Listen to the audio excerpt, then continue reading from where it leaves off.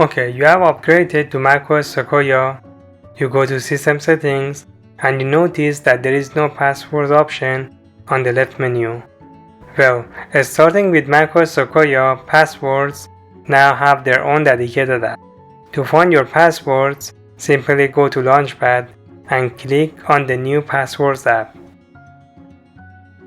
Now use your Mac password or Touch ID to unlock your passwords. You will see a sheet with some information about the app. Click Continue. If you need to import passwords, click the Choose File to Import button. You do not need to do that if you have just upgraded and want to access your existing passwords.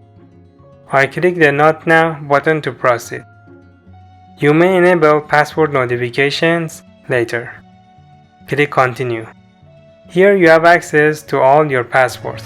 Like it if you liked it, dislike if you disliked it, and thanks for watching.